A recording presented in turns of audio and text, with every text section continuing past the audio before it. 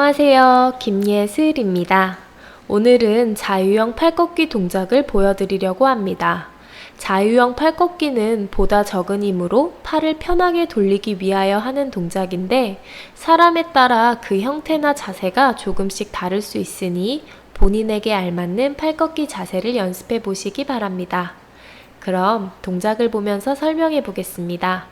물속 동작이 끝나고 팔이 내 다리 옆까지 왔을 때 팔꿈치를 위쪽으로 끌어올려 팔을 돌리게 됩니다. 동작을 부드럽고 안정적으로 하기 위해서는 팔이 물 밖으로 올라올 때 손을 들어 올리지 마시고 팔꿈치와 어깨를 위로 끌어올린다는 느낌으로 동작을 해주셔야 합니다. 팔이 다리 옆에 펴진 상태로 위치한 후 어깨와 팔꿈치를 들어 올려 어깨선에 올 때까지 팔꿈치 아래쪽 팔과 손목은 힘을 뺀 상태로 끌려온다는 느낌으로 팔을 가져옵니다. 어깨를 지나 팔이 앞으로 뻗어지는 동작에서도 항상 팔꿈치는 손보다 높은 위치에 있어야 하며 손은 최대한 멀리 뻗어 팔을 귀 뒤쪽으로 입수시켜 준다고 생각해 주시면 됩니다. 다음은 킥판을 잡고 동작 연습을 해보겠습니다. 서서 연습했던 동작과 마찬가지로 천천히 동작을 연습해 봅니다.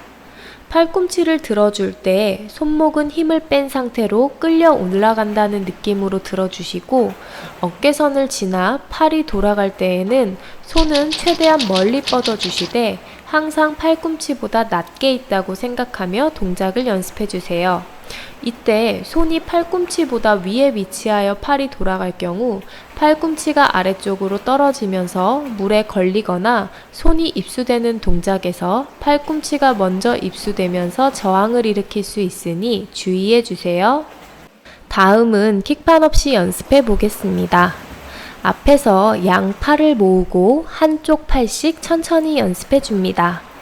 자유형 팔꺾기 동작의 경우 어려운 동작은 아니지만 기본적인 팔꿈치와 손의 위치를 잘 익혀주셔야 안정적이고 저항이 적은 수영을 하실 수 있습니다.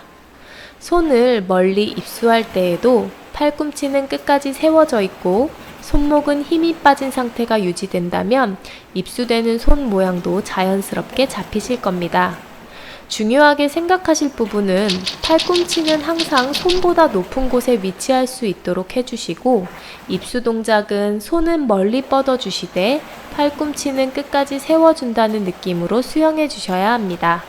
손의 입수 위치나 모양은 사람마다 조금씩 다를 수 있지만 손은 멀리 입수시키고 팔과 어깨는 멀리 뻗어주시는 게 가장 저항을 줄이며 안정적인 수영을 할 수 있는 방법입니다. 수영 어렵지 않아요. 그럼 즐거운 수영하시고 다음 시간에 만나요. 안녕.